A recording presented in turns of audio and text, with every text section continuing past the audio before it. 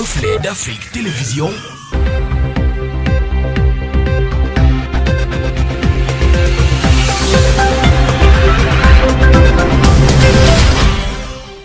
Madame, Monsieur, bonsoir. Bienvenue aux 20h de ce 15 mai 2020 dont voici les titres. Le calendrier scolaire et académique était à l'ordre du jour hier, jeudi 15 mai, lors de la réunion interministérielle hebdomadaire présidée par le docteur Joseph John Goutté.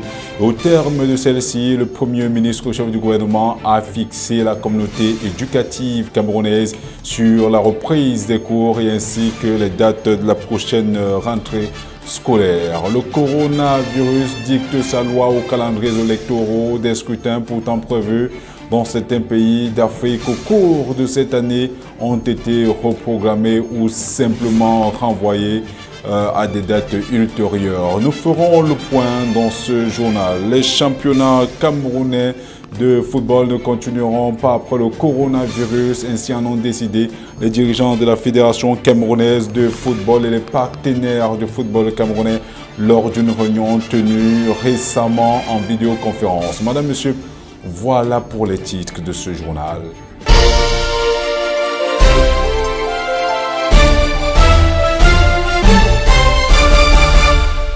Bonsoir une fois de plus. Commençons ce journal par cette information qui nous vient de l'arrondissement d'Ombouda dans le département des Bambotos, région de l'ouest Cameroun. 3 malfrats arrêtés, tous des repris de justice. Diotio Olivier, 26 ans, Takam Brandon, 21 ans, mais Kemabou Otis, 17 ans, tous spécialisés dans le vol des motos, cambriolage des maisons dans la dite ville, ont été appréhendés mercredi dernier au quartier Monchio, au lieu dit Carrefour Moussa, par des éléments de l'adjudant-chef Major Les Sébastien, commandant de la brigade de terre d'Ombouda, avec l'appui des populations décidées d'en finir avec les dernières poches de malfrats qui résistaient encore dans la ville d'Ombouda. Je vous propose d'écouter une victime qui revient sur les circonstances de son cambriolage. C'était à 19h30. Ils sont venus arriver à la maison, ils ont frappé la porte. J'ai ouvert la porte, il a frappé sur moi. Quand il a frappé sur moi, pour la première fois, c'était sur la tête avec la machette. Il lui a dit que je suis enceinte. Il veut quoi, je lui donne. Il a dit qu'il veut l'argent. J'ai appelé l'enfant de lui donner le sac, mon sac à dos. Il y avait l'argent dedans et ma carte d'identité. Il a pris. Il a dit que ça ne suffit pas. Il m'a encore frappé pour la deuxième fois. J'ai commencé à crier, il a dit que je ne crie pas. Il me brutalisait, il me tapait en désordre. Il me faisait comme me taper sans cesse. À la fin maintenant, ils ont porté le camp parce qu'ils sont partis avec. Avec quoi encore? Avec mon porte-monnaie, le portable, ma carte d'identité et tout, ils sont partis avec. Quand ils ont pris les clans placement, ils ont pris la carte d'identité avec de l'argent et les clans placement.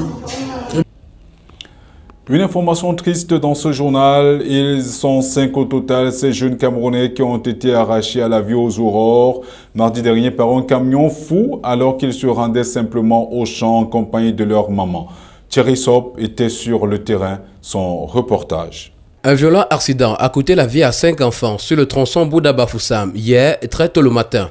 Une semi-remorque a violemment percuté 5 enfants qui se rendaient dans les plantations de Bamendjinda. Le chauffeur aurait perdu le contrôle du véhicule au dos d'âne et a fini par écraser les enfants.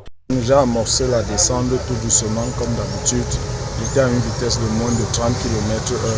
Et puis net ici à cet endroit précis, j'ai juste senti comment le derrière a basculé et puis je me suis retrouvé comme ça au sol. Je ne peux vraiment pas expliquer parce que je ne sais pas exactement ce qui s'est passé. C'est juste que je descendais la colline et puis subitement le derrière a basculé. Je me suis retrouvé à cette position. Cette photo de ciment sortait de doigts là. Il est arrivé au niveau du premier dos dans la Guinness. Il a déroulé. Arrivé en bas, il y avait d'autres dos dans les enfants sortaient de la maison pour aller au champ. Un enfant avait deux autres blessés sont à l'hôpital. Il a dérapé là-bas avant de prendre les 5 blessés. Ils arrivent leur mère. Comme leur mère était devant, les enfants étaient regroupés comme ils marchaient ensemble en faisant les commentaires. C'est comme ça que la scène s'est passée. Sur les 7 usagers persécutés, 2 ont eu la vie sauve malgré les blessures. Le préfet du département de Bamboutos, Ernest Ewangoboudou, alerté, est aussitôt descendu sur les lieux pour constater les dégâts. L'accident a provoqué une perturbation de la circulation entre Bouda et Bafoussam et c'est jusqu'à 10 heures que la situation s'est régularisée avec l'intervention des forces de l'ordre. Les corps des enfants ont été restitués à leurs familles pour inhumation avec l'accompagnement de la commune de Bouda qui s'est occupée des modalités funéraires. Nous l'annonçons il y a quelques jours, 6 Camerounais employés dans une société basée dans l'arrondissement de Nkonsamba 2e, département du Mongo, région du littoral au Cameroun, et spécialisés dans la commercialisation du cacao café, interpellés et séquestrés par des individus non encore identifiés alors qu'ils effectuaient leur activité quotidienne dans le sud-ouest du Cameroun, ont regagné leurs familles respectives après le versement de la somme de 6 millions de francs CFA par leur employeur Patrice Samen, par ailleurs maire de la commune de Nkonsamba. Ils ont donc tenu à rendre gloire à Dieu. Reportage Apollinaire Kamini.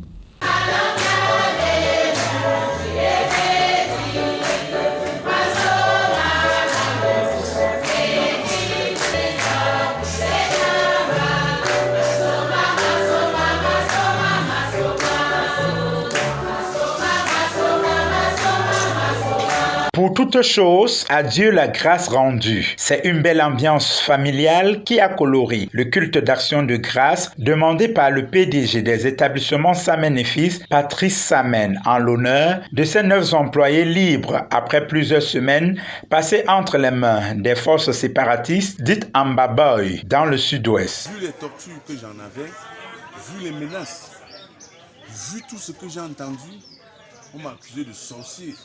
On m'a accusé d'une femme lamane, raison pour laquelle j'ai invité tout le village Baré-Batin ici aujourd'hui pour les montrer que Dieu existe. Nous sommes nés, c'est Dieu qui nous a créés, le ciel et la terre. Je suis un enfant de Dieu béni. Je n'ai rien. Et tout ce que j'ai vient de Dieu. L'événement qui a eu pour lieu de communion fraternelle la paroisse EEC de Djogmois dans le 2e arrondissement de Nkonsamba dimanche dernier a été riche en enseignements, en sons et couleurs au rythme d'une action de grâce dédiée à Dieu pour reconnaître son intercession dans la libération de ses enfants.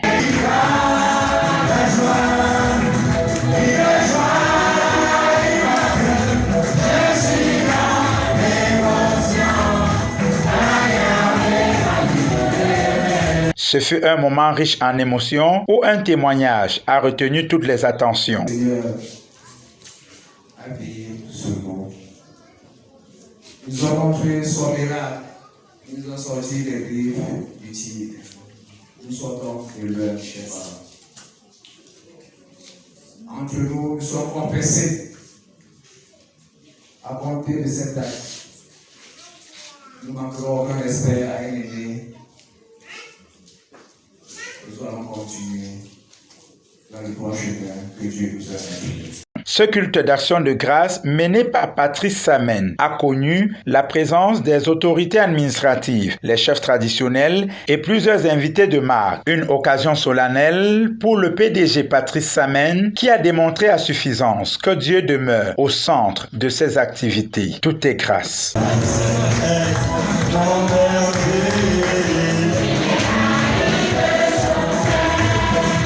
Lutte contre le Covid-19 toujours au Cameroun. Le pays reçoit 7,7 milliards de francs CFA de la France. L'annonce a été faite avant-hier par l'ambassadeur de France au Cameroun, Christophe Guillou. L'aide de la France va soutenir le Cameroun dans le diagnostic et la prise en charge des malades, la recherche et le renforcement des infrastructures. Les détails avec Roméo Kamta. C'est une enveloppe de 11,7 millions d'euros, soit 7,7 milliards de francs CFA que la France met à la disposition du Cameroun. Annoncé hier mercredi par l'ambassadeur de France au Cameroun, il va s'agir d'un financement qui vise prioritairement 4 projets dans la lutte contre la pandémie du Covid-19.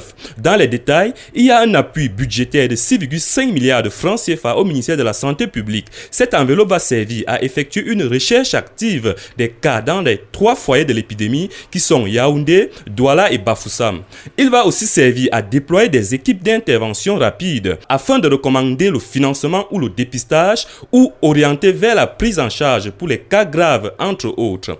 Une dotation de 657,4 millions de francs CFA va servir au diagnostic du Covid-19 sur l'ensemble du territoire camerounais. Afin de renforcer la prise en charge des cas graves, une enveloppe de 197,2 millions de francs CFA est prévue. Ainsi, à l'hôpital central de Yaoundé, la capacité de prise en charge sera élargie de 30 lits. Pour terminer, un montant de 289,2 millions de francs CFA va aller à la recherche sur le Covid-19. C'est le projet Aviakov que l'Institut de recherche pour le développement qui est ainsi visé. Il s'agit d'accompagner les autorités nationales dans l'élaboration et le renforcement de leur stratégie de riposte à l'épidémie en mobilisant les moyens et outils à la recherche. Certains montants cités plus haut visent entre autres à améliorer les conditions d'accueil des zones de quarantaine, à contribuer à l'aménagement des hôpitaux de référence, augmentation du nombre de lits, protection individuelle du personnel soignant, acquisition du matériel nécessaire pour accueillir les patients. Ces actions seront menées par les ONG internationales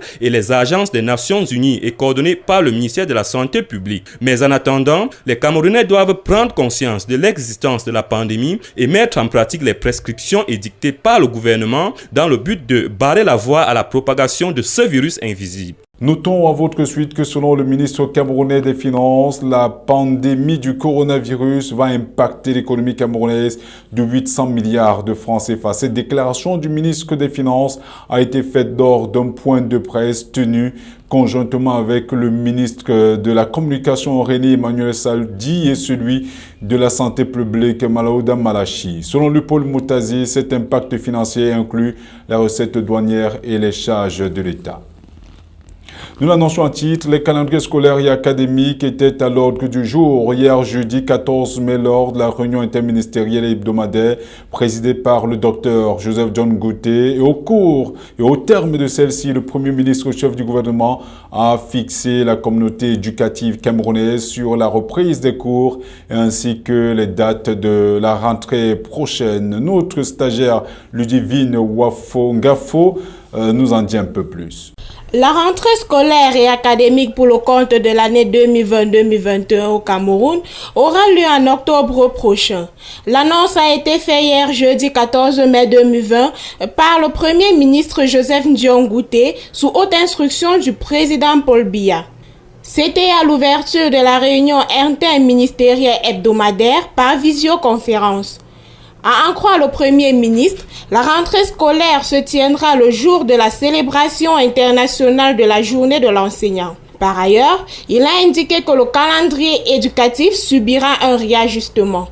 Dès le 1er juin 2020, c'est l'ouverture des établissements scolaires, c'est-à-dire la reprise des cours suspendus depuis le 18 mars 2020 à cause de la pandémie du coronavirus. Joseph John Gouté a fait savoir que les enseignants auront les mois de juin voire mi-juillet-août pour les dernières révisions, pour les examens officiels. Notons que, pour le moment, seules les classes d'examen sont envisagées pour cette reprise. Les autres mesures prises sont, entre autres, la fin d'année scolaire pour les classes intermédiaires, l'ouverture des écoles entre 8h et 14h, pas d'EPS pratique aux examens officiels, mais plutôt théoriques. Chaque parent doit acheter les masques de protection lavables à ses enfants. Chaque établissement doit désinfecter ses locaux avant la rentrée du 1er juin 2020. Toujours dans le cadre de la lutte contre le coronavirus au Cameroun, le non-port du masque de protection dans les espaces publics est désormais passible d'amende. Le ministre de la décentralisation et du développement local vient de faire un rétropédalage sur l'amende que devraient payer ceux qui ne portent pas leur cache-nez. Après avoir instruit les préfets à prendre des dispositions avec les communes, le ministre revient sur sa décision 24 heures après. Roméo Kamta. Dans une décision saisissant les préfets le 13 mai dernier, le ministre Georges Elanga Obam a envisagé d'instaurer les amendes pour les personnes violant les mesures de lutte contre le Covid-19. Il a invité tous les 58 préfets à demander aux maires de prendre toutes mesures jugées utiles à travers un arrêté municipal en vue de sanctionner le non-respect du port du masque de protection. Georges Elanga Obam a indiqué que les contrevenants doivent payer une amende comprise entre 500 et 2000 francs CFA. Hier 14 mai 2020, le ministre a adressé à nouveau une lettre au patron des départements revenant sur son instruction en moins de 24 heures. Le préfet du Foundi dans la région du centre est déjà sur le terrain depuis quelques jours pour la mise en application de cette mesure. Les mesures d'assouplissement du gouvernement ont visiblement été perçues comme la fin de la pandémie par les Camerounais. L'on observe désormais un relâchement dans l'application des mesures barrières contre la maladie. Ces contrôles visent aussi bien les véhicules de transport en commun, les mototaxis, les débits de boissons et les lieux de culte. Aussi, tout véhicule de transport en commun ou toute moto surprise en marge des mesures barrières sera systématiquement conduit à la fourrière. Dans la mise en œuvre de la stratégie gouvernementale en matière de lutte contre le Covid-19, sur haute instruction du chef de l'État, Joseph Diongouté, Premier ministre chef du gouvernement, avait annoncé qu'à compter du lundi 13 avril 2020, dans tous les espaces ouverts au public, le port du masque sera obligatoire. Le ministre des Transports avait aussi obligé le port du masque de protection aux usagers des transports publics. Le mercredi 25 mars dernier, au terme de la réunion du comité interministériel chargé d'évaluer la mise en œuvre du plan gouvernemental de riposte contre la propagation de la pandémie du coronavirus au Cameroun, le ministre de la Communication René Emmanuel Sadi avait convoqué le code pénal pour attirer l'attention des citoyens au cas où les mesures barrières ne sont pas respectées. Rappelons que ce virus se transmet par l'intermédiaire des sécrétions nasales, de postillons, de gouttelettes lorsque l'on parle, tousse ou éternue, mais aussi par le biais des surfaces inanimées ou d'objets infectés que l'on touche au quotidien. La seule et unique chose à faire par les Camerounais est de mettre en pratique ces prescriptions gouvernementales afin de barrer la route à cet ennemi invisible. Retour progressif vers l'ouverture des frontières aériennes au Cameroun. Après 2 mois d'arrêt dû au Covid-19, les vols commerciaux pourront bientôt reprendre sous le ciel camerounais. Mais le gouvernement définit quelques conditions préalables. C'est ce que vous nous dites, la jolie faux pas. Le secteur de l'aviation au Cameroun reverra bientôt une nouvelle ère. Après l'autorisation de la compagnie Air France à embarquer les passagers du Cameroun vers la France, les concertations sont en cours au ministère des Transports pour l'ouverture totale des airs sur le ciel camerounais. Quelques mesures préalables ont été définies pour conditionner toute compagnie à qui le chef de l'État donnerait l'autorisation d'assurer les vols vers le Cameroun. Il s'agit entre autres pour tout passager de présenter un certificat qui rassure de son état sanitaire, l'autoconfinement de 14 jours de chaque passager arrivé sur le territoire à ses frais, le port du masque de protection obligatoire et le respect obligatoire des mesures barrières dictées par le gouvernement camerounais. Ce secteur, combien important pour la vie socio-économique du pays, se reverra bientôt réouvert au grand bonheur des Camerounais, aussi du reste du monde. La compagnie Cameco, tout comme les compagnies étrangères qui ont subi 2 mois de sévrage, pourront reprendre service. Les pertes ont été énormes, mais le sacrifice valait la peine pour la santé des peuples. Il sera question, après la réouverture, de rester vigilant pour éviter que le virus du Covid-19 ne descende à nouveau par les airs sur les terres camerounaises. Toujours en rapport avec les transports, la gendarmerie et la police disposent désormais d'une application pour vérifier l'authenticité des vignettes automobiles. En effet, le 12 mai dernier, le ministère des Transports camerounais a remis au secrétariat d'État à la Défense et à la Direction générale à la Sûreté nationale des appareils portatifs munis d'une application permettant de vérifier l'authenticité de la vignette, de la nouvelle vignette de visite technique automobile. Cette nouvelle vignette développée par Protacatis participera à réduire le nombre d'accidents sur les axes routiers camerounais causés par l'état technique des véhicules et éradiquera la délivrance de fausses vignettes, pense-t-on au ministère des Transports. Reste plus que la formation des bénéficiaires à l'utilisation de ces appareils. Le coronavirus va considérablement affecter le déroulement du processus électoral dans de nombreux pays africains au cours de cette année. L'incertitude plane sur une dizaine de scrutins majeurs sur le continent africain à cause de cette crise sanitaire. Le round-up de cette actualité avec Thierry Sop. L'incertitude plane sur une dizaine de scrutins majeurs prévus en 2020, mais qui pourraient être reportés. De la Guinée à l'Éthiopie, en passant par la Côte d'Ivoire, le Niger, la Centrafrique, le Burkina, le Ghana, pour ne citer que cela, une dizaine de scrutins présidentiels ou généraux, sans compter les élections législatives ou locales, étaient prévus sur le continent au cours des mois à venir. Mais la pandémie liée au coronavirus, dont l'impact sanitaire reste à mesurer, s'est invitée dans le jeu politique, floutant les calendriers établis et perturbant les ambitions personnelles. Si pour sa 4e élection contestée, le président du Togo, Faure Gnassingbé, a dû prêter serment dimanche 3 mai devant les juges masqués et en l'absence de ses pairs africains confinés chez eux, d'autres dirigeants pourraient devoir attendre avant de rempiler ou de passer la main. En Éthiopie, pays qui a connu en 2 ans bien plus de bouleversements politiques que le Togo lors de ces 5 dernières décennies, la date du premier test de popularité du premier ministre Abiy Ahmed, lauréat du prix Nobel de la paix 2019, demeure encore inconnue.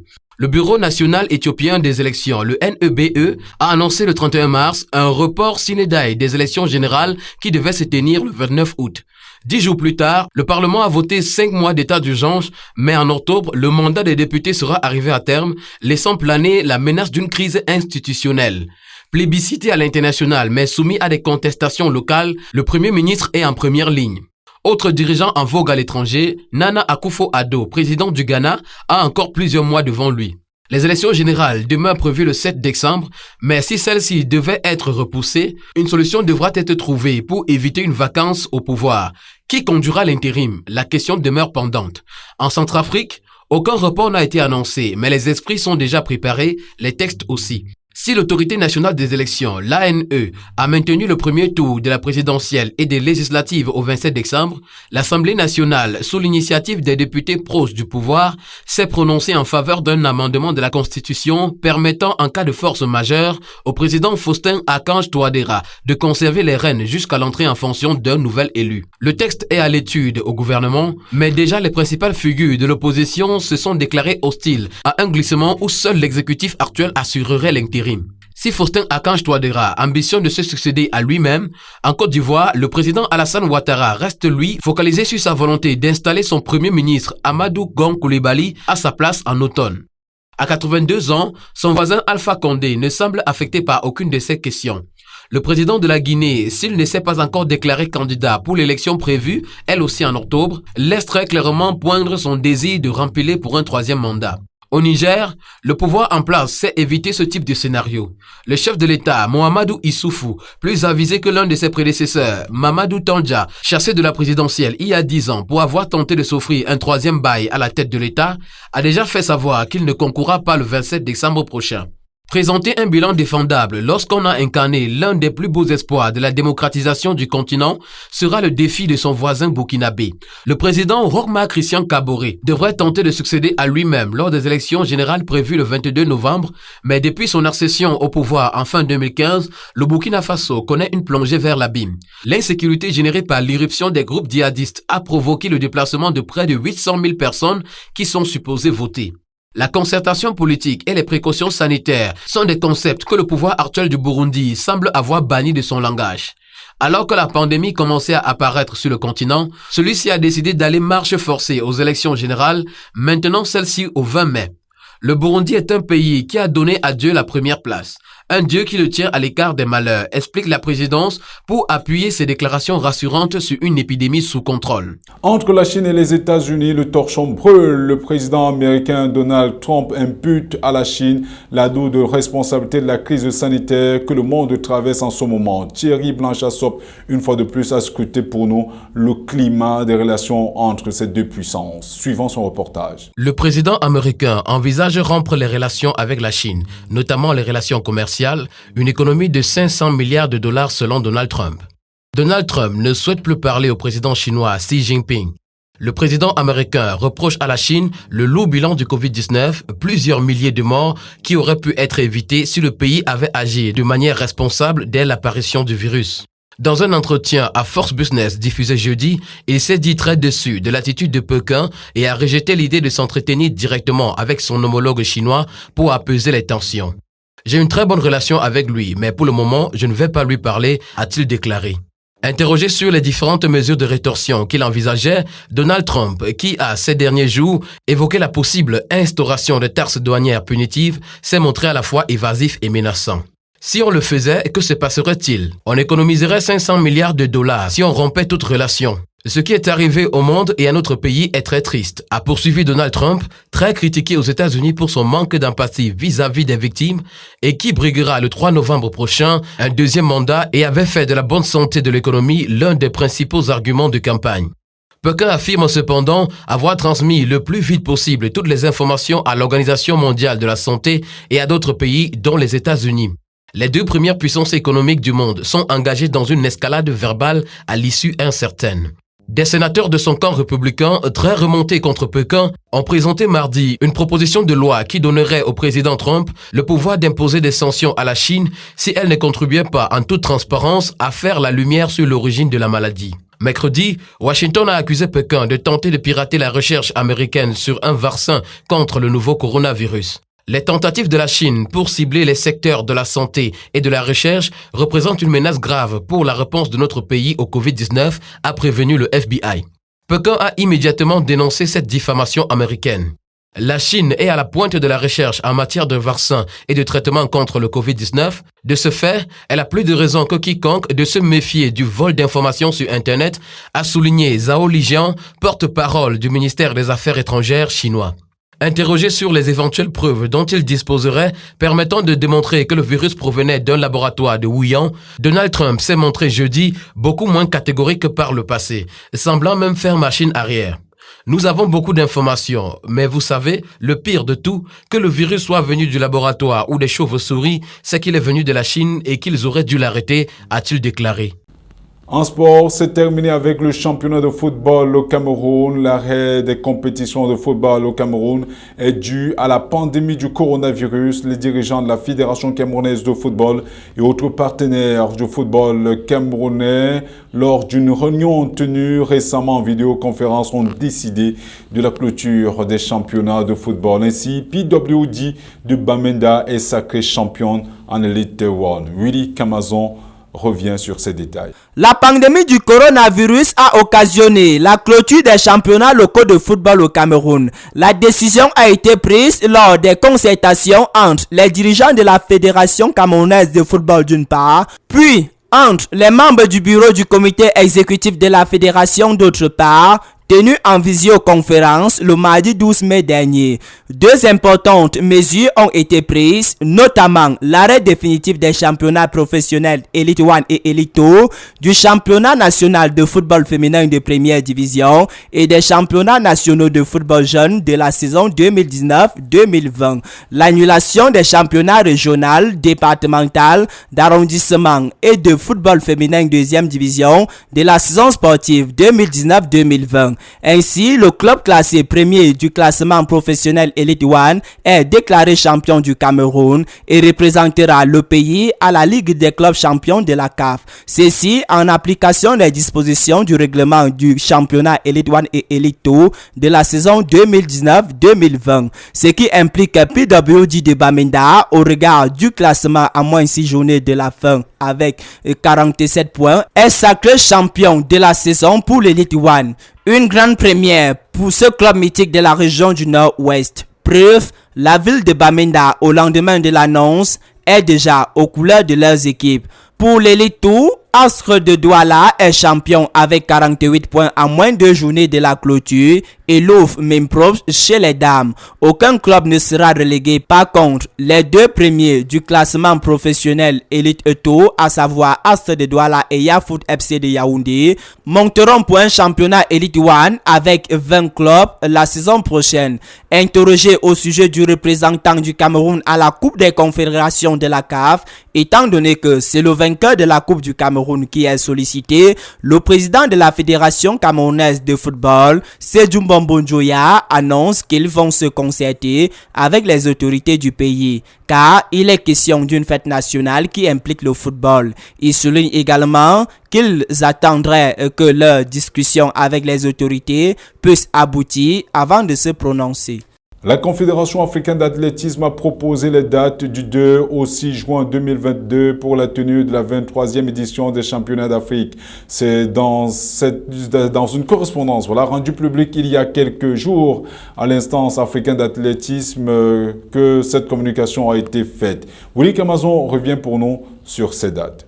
Aucune date officielle n'a encore été retenue pour la tenue des championnats d'Afrique d'athlétisme prévus au Cameroun en 2022. À l'heure actuelle, l'on ne sait toujours pas précisément à quel moment la ville de Yaoundé va abriter la 23e édition de cette compétition continentale. C'est à l'issue d'une réunion de consultation entre les responsables du département technique de la Confédération africaine d'athlétisme, Lamine Fati, le directeur général de cette instance panafricaine, a donc proposé les dates du 2 au 6 juin 2022 pour abriter la compétition dans la capitale politique du Cameroun. À en croire ces derniers, le choix de cette date a été fait en tenant compte du calendrier international dont le principal rendez-vous constitue les championnats du monde d'athlétisme d'Oregon aux États-Unis d'Amérique, arrêté du 15 au 24 juillet 2022, soit un mois avant. Pour mémoire, c'est à Doha, au Qatar, en marge du 52e congrès de ce qui était encore appelé championnat du monde de cross-country,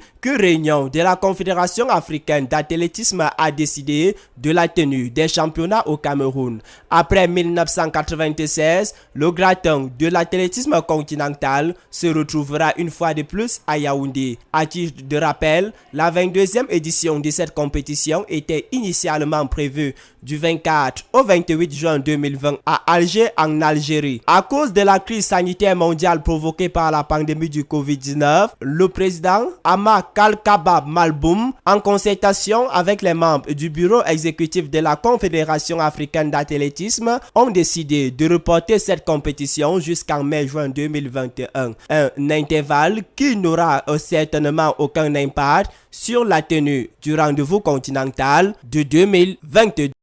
Merci madame, monsieur de nous avoir écoutés. Merci également à toutes les équipes techniques qui travaillent au quotidien pour vous permettre d'être au fait de l'actualité. N'oubliez pas de faire un tour sur notre chaîne YouTube, mais également sur notre page Facebook et surtout, n'oubliez pas de vous abonner. L'information est également disponible sur notre site internet www.refletdafriquetv.com. Au revoir.